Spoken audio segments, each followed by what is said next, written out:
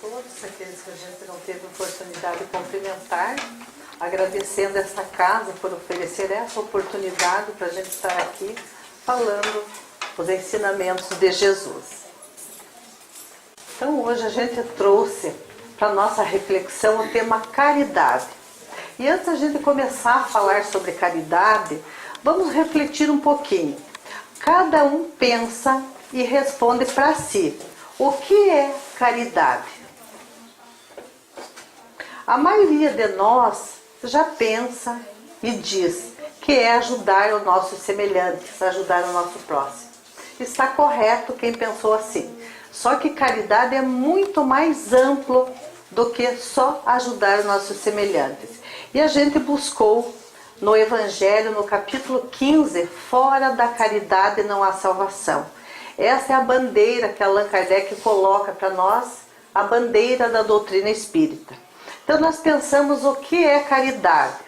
Agora eu vou pedir mais um pouquinho para a gente refletir. Fora da caridade, de fazer o bem às pessoas, não há salvação. Vocês já pararam para pensar? Salvar-se do quê? Do que eu quero me salvar? Do inferno? Se alguém pensou que é salvar-se do inferno, está correto. Mas desde que compreenda como é esse inferno a que se referia Allan Kardec, né? Vamos ver o que ele falava para nós, o que é esse inferno. Então nós aprendemos que caridade é o amor em ação.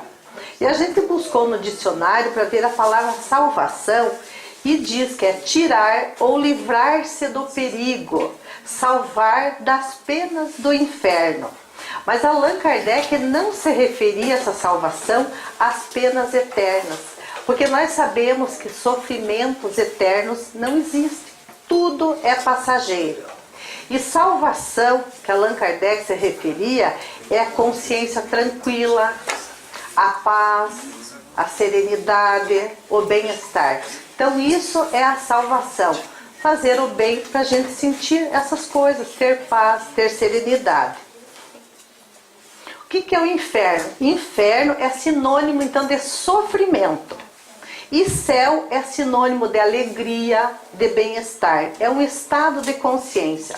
Aqui mesmo nessa sala, nós que estamos aqui, pode ter muitas pessoas vivendo no estado de inferno e outras no estado de céu. De inferno, por exemplo, alguém pode estar com um problema, uma dor física, um problema de relacionamento familiar e está sofrendo. Então está nesse momento vivendo um estado de inferno. Outras pessoas podem estar bem, ter feito boas coisas hoje, estar em paz consigo e estar vivendo num estado de céu. E tem uma história no livro de Forni, Orestes Forni, onde ele fala uma história do céu e do inferno. Então ele conta que Jesus estava andando numa estrada empoeirada daquela época com seus discípulos, quando ele foi abordado por um exército de pessoas, o exército de César. O comandante chegou e perguntou: o que vocês estão fazendo por essas estradas? Aqui é tão perigoso, tem salteadores. E nisso chegou um dos súditos do comandante e disse a ele: é o mestre, esse é o Messias. Então ele foi mais à frente assim e disse para ele: se você é quem é o mestre, é Jesus, então diga-me, onde fica o céu e aonde fica o inferno? O mestre, diante de uma autoridade ali, querendo se impor, ele permaneceu em silêncio. Então ele deu um passo mais à frente do mestre, com voz mais rigorosa, e disse: diga-me, homens, se és quem dizem que és, onde fica o céu e onde fica o inferno? E já puxou da espada da sua bainha para amedrontar o mestre. Foi aí então que ele quebrou o silêncio dizendo: aí começa o inferno. E o comandante ficou surpreso com aquela resposta tão sábia, né? E ficou tranquilo, foi baixando e colocou a espada na bainha. Quando ele colocou a espada na bainha, o mestre novamente quebrou o silêncio dizendo: aí começa o céu. E trazendo para nossa reflexão, será que nós temos levantado a nossa espada? O que seria nós levantar a nossa espada? É quando nós criticamos alguém, usamos da maledicência, nos ironizamos com as pessoas, nós estamos levantando a nossa espada. Se nós conseguir manter então essa espada na bainha, já está de bom tamanho. O que significa manter a espada na bainha? É quando nós conseguimos silenciar os nossos instintos agressivos. Porque todos nós temos aquele momento de raiva, de rancor, de mágoa, todos nós temos. Mas se nós conseguir silenciar e manter a espada na bainha, vai chegar um momento que nós não vamos mais carregar, que é o momento que nós já somos perfeitos, né? Então a localização absoluta dos lugares de penas e recompensas não existe, senão na imaginação do homem. Então está afirmando na questão 1011A do Livro dos Espíritos. Então esse lugar circunscrito que a mitologia, né, nos diz que tem fogo, diabos, isso aí nós sabemos que não existe. E Allan Kardec pergunta aos espíritos na questão 621 do Livro dos Espíritos, onde está escrito a lei divina?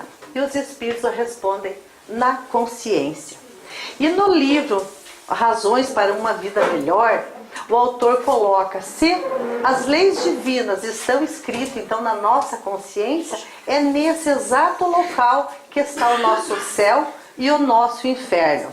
E no prefácio do Nosso Lar, que Emmanuel prefaciou toda a obra de André Luiz, no Nosso Lar ele coloca que André Luiz vem contar para você, dizendo Emmanuel, que a maior surpresa da alma após a morte, quando nós chegamos no plano espiritual, é a surpresa de ver nós frente a frente com a nossa consciência, onde nós edificamos o nosso céu ou então nos precipitamos no inferno.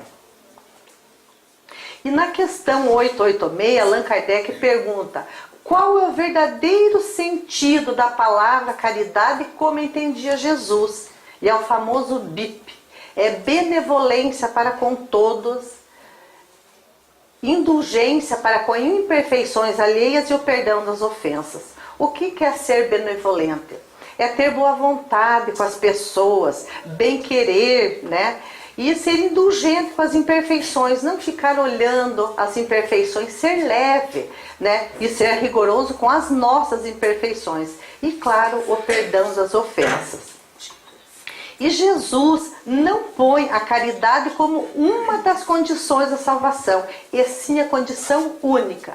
Então a única condição para a nossa felicidade é a caridade.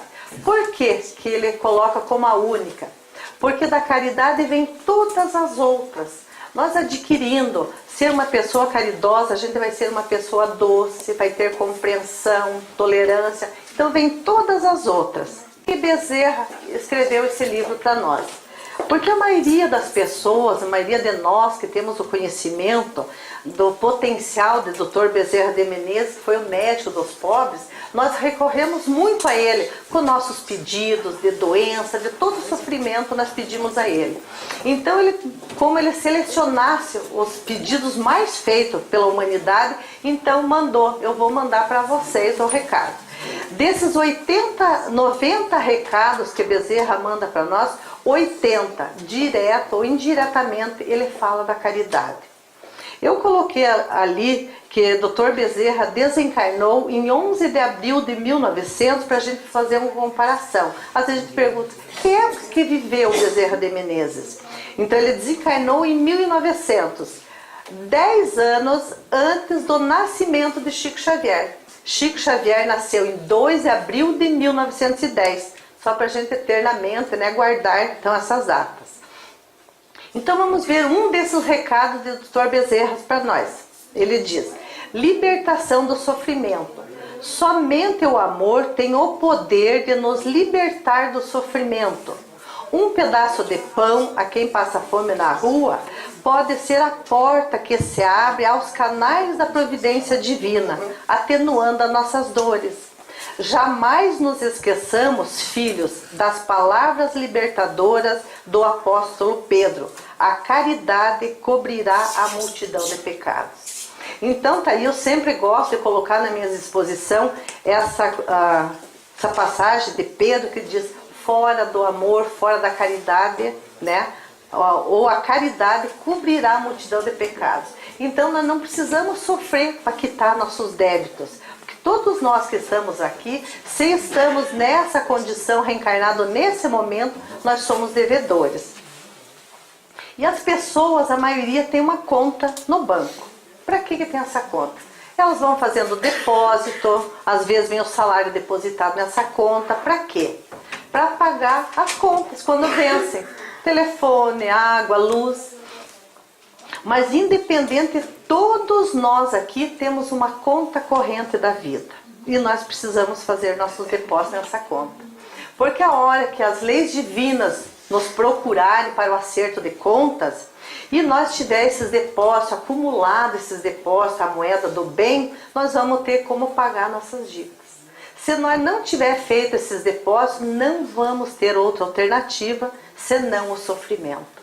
O que é fazer esses depósitos? Toda boa ação. Por exemplo, remover um perigo na rua. Juntar uma garrafa quebrada, um caco de vidro que está provocando um perigo, alguém cortar o pé, ou uma casca de banana. Se eu colocar no seu devido lugar, eu estou fazendo depósito na minha conta. E alguém pode pensar, mas eu não vou juntar, porque não foi eu que quebrei, não foi eu que joguei a casca de banana. Porque se eu derrubar a casca de banana ou quebrar uma garrafa, não é caridade eu juntar e colocar no lixo. Isso é uma obrigação minha, é um dever. Mas se o outro fez e eu for fazer, aí é mérito meu. Então vamos usar esse ato negativo do outro em nosso favor, né? Colocando no lixeiro, a gente vai acumulando, né? Então as nossas moedinhas para a hora que precisar, nós vamos ter então esse saldo na conta. Se Deus ajuda as criaturas através das próprias criaturas, será justo pensar que quando nos dispomos a socorrer alguém em suas aflições, o socorro de Deus passará primeiramente por nós mesmos. Sempre eu costumo dizer que a gente pensa que está fazendo bem ao semelhante, ajudando as pessoas, mas na realidade nós estamos fazendo para nós mesmos. E tem um caso no livro Lindos Casos de Chico Xavier, do mendigo. Em 1928, em Pedro Leopoldo, o centro Luiz Gonzaga, que o Chico fundou, Chico estava assim, perto já da hora da reunião, quando ele viu que algumas pessoas chegaram correndo para ele, assim, falando que havia um mendigo caído a 4 metros de altura num viaduto. Ele estava passando mal, estava sangrando. O que o Chico fez? Ele saiu da reunião, passou a palavra para as pessoas, para tocar a reunião, e foi até o local, pegou o mendigo e levou para um pardieiro, como diz no livro. O pardieiro é uma casa velha, uma casa pequena, então o Chico alugou essa casa e colocou o mendigo, chamou um médico, né, conhecido dele, receitou os remédios de graça e o Chico cuidou dele. Mas o Chico poderia cuidar durante a noite do mendigo, mas durante o dia ele tinha suas obrigações, ele precisava trabalhar. Então naquela época rodava na cidade de Pedro Leopoldo, como hoje tem o jornal que roda a cidade, tinha uma folha. E o Chico foi e pediu que eles colocassem um anúncio, pedindo que alguém colaborasse para ajudar ele a cuidar de um necessitado durante o dia. Não importava quem fosse, que fosse ajudar. Passou 6 dias, não apareceu ninguém para ajudar o Chico. No final daquela semana, bateu a porta, eram 2 prostitutas, muito conhecidas na cidade. Disseram: Chico, nós vimos o teu anúncio lá e nós estamos aqui, se nós puder ajudar. E o Chico disse: como não, minhas irmãs, entrem e que Jesus possa abençoar essa caridade. Então elas combinaram que o Chico cuidaria do mendigo à noite e elas cuidariam de dia. Toda noite, quando o Chico chegava, eles ao pé do doente, eles faziam oração. Os 4 oravam muito. Quando passou 1 mês, ele já estava restabelecido e os 4 foram fazer uma oração já, se despedindo. E os 4, quando terminaram as orações, os 4 estavam chorando. Quando uma das mulheres disse para o Chico: Chico, esse mês que a gente ficou aqui, as nossas conversas, as orações, fizeram muito bem a nós e nós mudamos de vida, resolvemos mudar de vida. E elas se mudaram para Belo Horizonte e o Chico conta que uma delas foi trabalhar numa tinturaria há alguns anos, desencarnando. E a outra conquistou um título de enfermeira, trabalhando no hospital, honestamente, muito dignamente e respeitada por muitas pessoas. Então aí está um caso que a gente vê que elas se prontificaram a fazer o bem e Deus lembrou delas, né? Elas mudaram, então por causa desse um mês, o tanto que a vida delas mudou. No livro As Leis Morais, de Rodolfo Caligares, fala sobre esmola e caridade. E diz que do ponto de vista espírita pode haver a esmola sem caridade, pode ter esmola com caridade e caridade sem esmola. E a gente vai ver cada um, e eu gostaria que cada um fosse pensando em qual dessas colocações a gente está, a gente se enquadra. Esmola, o que é esmola? Esmola é dar donativos a carentes, dinheiro, remédio, comida e roupa. Então vamos ver o que é esmola sem caridade. Inclui-se as doações arrancadas contra a vontade, por imposição, onde a pessoa não pôde resistir nem esquivar-se. Então aquela pessoa, quem tem comércio, eu tenho comércio e faço muito isso, muita esmola sem caridade. Quem tem comércio sabe que todas as pessoas que vão fazer qualquer ato, eles vão pedir no comércio. Então chega aquelas pessoas no comércio da gente e diz assim, esse é um exemplo que eu vou dar. Ah, nós estamos fazendo um bingo beneficente e eu sou tua cliente. Se você não me der um brinde, eu não compro mais aqui. Então a gente dá. Mas não tem caridade nenhuma, porque foi imposto aquilo. Chegou ali, pediu, você deu, mas não está fazendo caridade nenhuma. Você está dando uma esmola. Também, uma esmola sem caridade é os auxílios dados com fins de propaganda. Logo, logo nós vamos começar a ver muito isso, porque vai começar a época de eleição, né, as campanhas. Então a gente vai ver muito disso, auxílios com fins de propaganda. Também os donativos feitos com total indiferença pela sua aplicação. Aquela pessoa que tem um dinheiro, está folgado na vida, dá para uma instituição de caridade, mas não quer nem saber o que eles vão fazer com o dinheiro. Então simplesmente está dando uma esmola sem caridade. E é nessa aplicação que o apóstolo Paulo, na primeira epístola aos Coríntios, ele se refere: mesmo que eu tivesse dado todos os meus bens para alimentar os pobres, se não tivesse caridade, nada me valeria. Então é assim que ele se referia. Agora vamos ver o que é esmola, então, com caridade. Eu vou dar um donativo, mas com caridade. Será mais meritória quanto mais as escondidas seja feita, quanto mais delicadeza haja, quanto mais desprendimento expresse e quanto menos vergonha cause a quem recebe. Então não podemos sair mostrando, tirando fotografia do que a gente está fazendo. Então fazer as escondidas.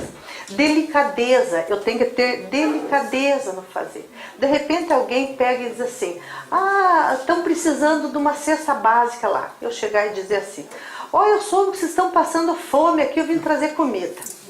Nós estamos tendo delicadeza, nós temos que chegar e dizer: olha, nós estamos fazendo uma campanha de alimento, vocês estão precisando, querem se cadastrar, então ter jeito para dar essa doação, né? Desprendimento, vou citando exemplos assim que a gente vai gravando. Desprendimento, vou fazer uma feira de roupa beneficente lá na Casa Espírita. Ah, daí eles vão pedir, eu vou dar um casaco. Daí eu dou o casaco lá e digo: não, doação. Ai, mas eu paguei tão caro. Ai, mas é um casaco de marca. Ai, que dó. Então não dê, né? Porque se eu dar, esqueça, eu estou dando de coração, com desprendimento, né? E essa esmola com caridade, ela compreende uma escala progressiva de mérito. Então vamos colocando como numa escada no degrau. Vamos ver em qual a gente se coloca. Então no primeiro degrau dessa escada, coloca-se aquelas que situam seus donativos concedidos de boa vontade quando solicitados, mas esperando os doadores provas de gratidão. Então vamos usar a cesta básica como exemplo. Alguém me pede uma cesta básica, eu digo, não, eu vou dar, capricho naquela cesta, mas deixe que eu quero levar, porque eu quero ver eles dizer, muito obrigado, como você é uma pessoa boa, você é caridosa. Tem mérito? Tem, mas vai no primeiro degrau da escada.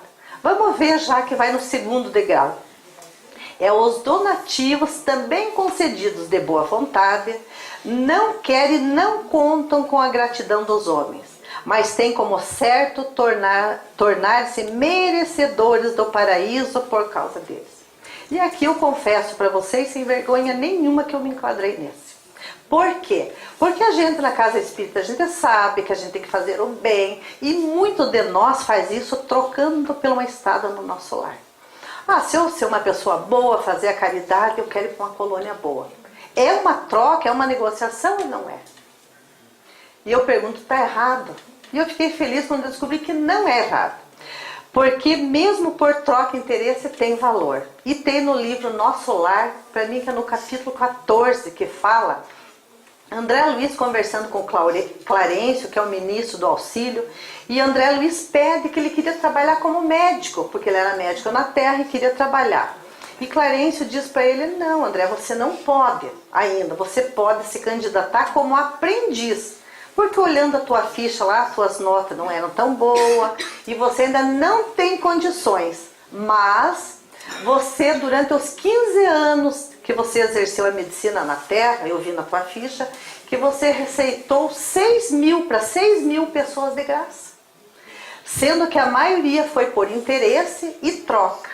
Mas mesmo sendo por interesse, olha as bênçãos que você tem no teu caminho. Então a gente sabe que podemos fazer mesmo trocando. E no livro Consolador, também diz que nós podemos fazer as coisas que nós vamos receber o mérito. E nesse livro diz o seguinte, a disciplina antecede a espontaneidade. E o que quer dizer isso? Se nós for exercitando ser uma pessoa boa, uma pessoa caridosa, vai chegar o tempo que nós vamos fazer espontaneamente, sem pensar em troca nenhuma. Então, mesmo que seja assim por interesse, não vamos deixar de fazer, porque está no segundo degrau da escada. Tem mérito também. No terceiro degrau, qual será que vai ser colocado? Aquelas doações espontâneas, mas porém não na justa medida dos recursos de que dispõe o doador. A pessoa poderia dar um pouquinho mais, mas ela dá menos. Então tem mérito? Tem, está no terceiro degrau. No quarto degrau da escada, já mais acima, com mais mérito, é aquelas dadas com alegria e de acordo com seus recursos, mas de forma que o favorecido saiba a procedência do favor recebido. Ele dá com alegria, na maneira que ele pode, mas ele gosta que sabe que foi ele que deu. Vai no quarto degrau. No quinto degrau, são aquelas realizadas com alegria, de acordo com seus recursos, mas que o favorecido não saiba a procedência. Já está mais alto na escala de médio, né? E no topo da escada, no sexto degrau, o último, quem será que vai? É aquelas que, ao invés de simplesmente socorrer os necessitados, colaboram para eliminar a pobreza, a enfermidade e os demais aspectos da miséria humana, ensejando oportunidades de educação e trabalho, elevando física, mental, espiritual e socialmente os necessitados, para que se promovam, sintam-se gente como nós e experimentem cada vez mais a alegria de viver. Então, no final da exposição, a gente vai colocar algumas imagens de alguns personagens que podem ser colocados, então, no topo dessa escada. Mas antes, a gente vai falar agora da caridade sem esmola. Falamos de esmola sem caridade, esmola com caridade, agora caridade sem dar esmola. É do capítulo 13 do Evangelho. Além da caridade material, existe a caridade moral, que é a mais difícil de ser praticada, mas também é mais meritória. Essa não implica em gasto de 1 centavo sequer. Quem que pode fazer esse tipo de caridade? Todos nós, independente. E vamos dar alguns exemplos. Nós seríamos caridosos se orássemos diariamente em favor de quantos saibamos achar-se enfermos, tristes, sem excluir os que se considerem nossos inimigos. Quem de nós que não pode fazer essa caridade? E a gente pensa que está fazendo para o outro, mas estamos fazendo para nós. Porque hoje eu recebi lá no meu WhatsApp uma mensagem da Nete Guimarães e ela diz que quando nós oramos fervorosamente com o coração, mexe com o nosso cérebro, produzindo então hormônios de alegria e de bem-estar e de felicidade. Então, se nós orar pelos nossos semelhantes, estamos tendo alegria, felicidade. E todos nós podemos fazer. Seríamos caridosos também se em determinadas situações nos fizéssemos de cegos e de surdos. Isso é autocaridade, porque muitas vezes precisamos se fazer de cego, para não ver muitas vezes o sorriso de desdém de uma pessoa, te olhando por cima, se achando melhor do que nós. Fazer de conta que não está vendo. Se fazer de surdo diante da maledicência, das notícias ruins. Também criar em torno de nós uma atmosfera de paz, tranquilidade e bom humor. Se nós conseguir desenvolver a serenidade em nós, a paz, nós estamos constantemente fazendo a caridade. Porque as pessoas que chegam até nós, nós temos a obrigação que elas saiam melhores que quando chegaram até nós. Então, também é uma caridade. Seríamos caridosos também se com o sacrifício do nosso valioso tempo fôssemos capazes de ouvir sem aborrecimento, né? O infeliz que deseja desabafar seus problemas íntimos, dirigindo-lhe palavras de carinho e solidariedade. Hoje em dia, a coisa mais difícil é você parar para ouvir um amigo, um familiar. Porque se nós fazer isso, nós vamos colaborar com os psiquiatras, com os terapeutas, com os psicólogos. Eles não vão fazer aquelas filas nos consultórios, porque tem as pessoas para ouvir, né? Então, esse valioso tempo, é muito comum a gente escutar todo dia as pessoas dizer: meu Deus, como o tempo está passando ligeiro. Eu não tenho tempo para nada. Gente, não vamos esperar a providência divina dar esse tempinho para nós, talvez em cima de uma cama, né? Vamos fazer agora, dá um tempinho, vamos priorizar o nosso tempo. Se a nossa felicidade é ser bom, se a nossa salvação está em fazer o bem, o que custa dar uns minutinhos para aquela pessoa que precisa desabafar? Muitas vezes estamos livrando aquela pessoa até de um suicídio, né? Seríamos caridosos se disciplinando a nossa língua, só nos referíssemos ao que existe de bom nas pessoas e nas coisas. Jamais passando adiante notícias ruins, que mesmo sendo verdadeiras, só sirvam para perturbar a hora ou abalar a reputação alheia. Passar adiante notícia ruim. Com esse tal de Facebook, tem pessoas que vêem um acidente na BR e gostam de escancarar nas redes sociais. Notícias, né, que ferem os nossos olhos quando a gente vê. Tem gente que adora passar essas coisas, contar notícia ruim. Acontece uma coisa, é o primeiro que gosta de falar. Nós devemos evitar, porque não vai trazer benefício nenhum, nós não podemos ajudar, né? A maledicência, abalando a reputação das pessoas. De repente alguém vem e fala de uma pessoa e a gente já vai passando adiante, e isso é muito pernicioso e faz muito mal para nós. E ali fala disciplinando a nossa língua, e no livro dos médios, no item 252, vocês podem analisar, eu resumi bem para a gente explicar aqui, mas gostaria que vocês lessem para ver bem na íntegra. Tem a história de duas irmãs, que elas estavam se vendo amarelo, como se diz, com uma situação que estava acontecendo. Elas chegavam em casa, as roupas dela estavam toda cortada, jogada pela casa, até no telhado as roupas estavam. Elas primeiramente começaram a achar que era uma brincadeira de mau gosto que alguém estava fazendo. Elas tomaram providência, chaveavam a casa, os armários, que ninguém podia mexer. Chegavam lá, estava tudo do mesmo jeito aquilo.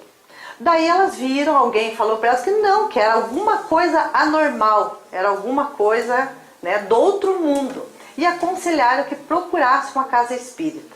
E assim elas fizeram. Então, chegando lá, contaram tudo o que aconteceu. E na reunião mediúnica, então, se comunicou primeiro o espírito obsessor, depois se comunicou o mentor da casa e dando um recado para elas, dizendo que era para elas ir no fundo das suas consciências e ver se elas estavam fazendo o bem. Porque esse obsessor que estava achando brecha para fazer o que fazia é pela língua, pela maledicência. As duas adoravam falar mal dos outros. E nisso, então, esse obsessor, que quando era encarnado, trabalhou para elas como funcionário e elas abusavam muito dele. Ele se sentia como um burro de carga. Elas não tinham respeito nenhum por ele e ele odiava elas. E quando elas usavam da maledicência, abriam a sintonia para ele fazer o que fazia. Então tá aí, né, um recado para a gente cuidar com a maledicência. Nós estamos abrindo o campo, né, às vezes para obsessões. Também seríamos caridosos se de vez em quando endereçássemos uma palavra de estímulo, de encorajamento e aplaudir as boas causas. E não ao contrário, matar a fé, o entusiasmo daqueles que nelas se acham empenhados. Porque tem aquelas pessoas, não sei se aqui acontece, vai fazer uma coisa boa, vamos dizer, um bingo beneficente, chega alguém, mas isso não adianta, já está cheio, ninguém mais vai ajudar. Então sempre tem aquelas pessoas para jogar o balde d'água fria. Então nós devemos fazer ao contrário, sempre dar uma palavra de encorajamento e estímulo para incentivar o bem. Onde é o melhor lugar para nós exercitar toda essa caridade que nós falamos? Onde que estão nossos melhores instrumentos para fazer a caridade? Então é no lar, né? Lá estão nossas melhores ferramentas para começar a adquirir a paciência, a tolerância. E no livro A Voz do Monte, de Richard Simonetti, tem uma história de um homem que foi chamado ao tribunal para responder um processo. Ele ficou todo assustado e pensou, eu vou convidar um amigo para ir comigo. Chegou e convidou aquele amigo do coração, que ele adorava, foi e contou. Eu fui convidado para responder um processo e quero que você vá comigo. Esse primeiro amigo disse para ele, não, eu não vou com você de jeito nenhum. Eu não ia me dar bem com esse juiz. Ele é muito rigoroso, sinto muito, mas não vou poder te ajudar. Caiu fora. Ele ficou muito aborrecido e pensou, não, lembrou de um segundo amigo que ele tinha. Foi lá, contou que ele ia no tribunal. E esse segundo amigo dele disse assim, olha, eu vou com você, não tem problema, eu chego até lá, vou até lá no tribunal, até no fórum, até na porta, mas eu não vou entrar, não vou me sentir bem, não vou com você. Ele ficou aborrecido, disse, mas eu preciso de alguém que vá comigo. Lembrou de um terceiro amigo lá, na reminência do pensamento, lembrou daquele amigo. Contou para ele, mas automaticamente, não, eu vou com você. Eu vou com você, vou entrar com você, você ter um advogado de defesa e vou provar que você é um homem de bem. Dessa história, todos nós aqui, eu garanto a vocês, todos nós vamos ser chamados para esse tribunal.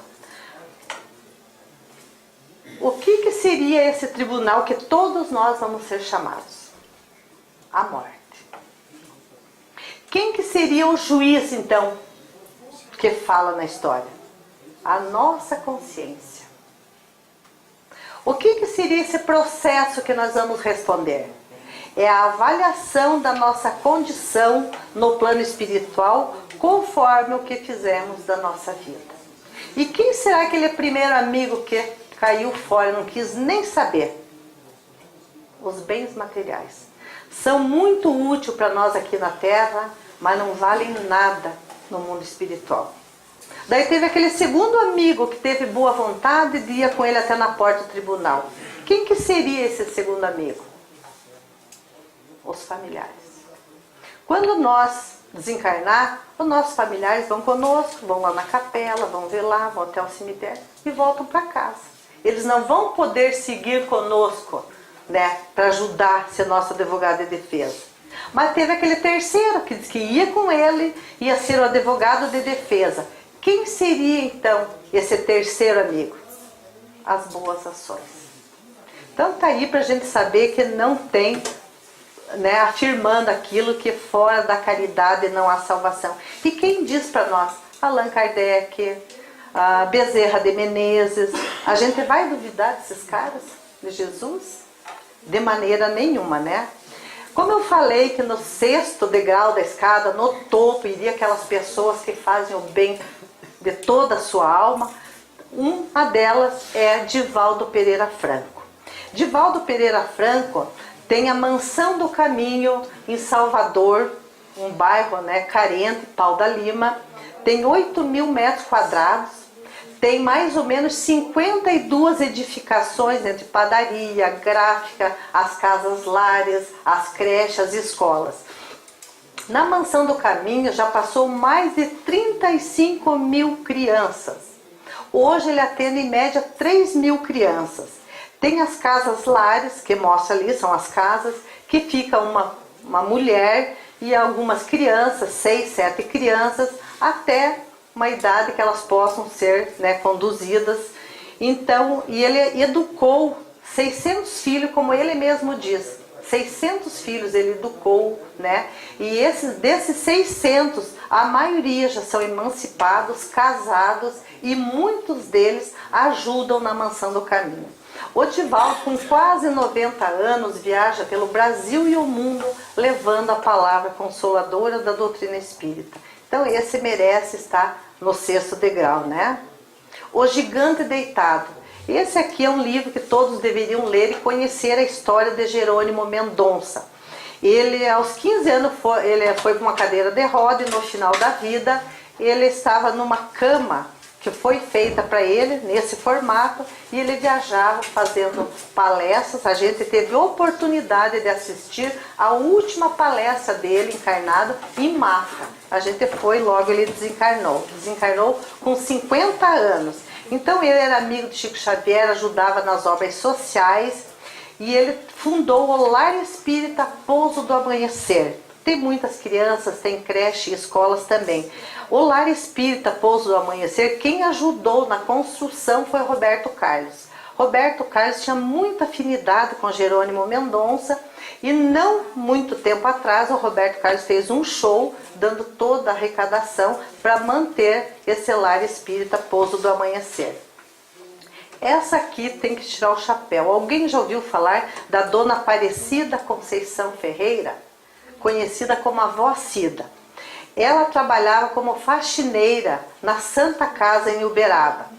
Em 1957 ela passou a cuidar dos enfermos do fogo selvagem. É uma doença muito triste, a pessoa fica muito feia. Eu tinha algumas imagens, mas optei não trazer para vocês porque não ia adiantar, é muito feia.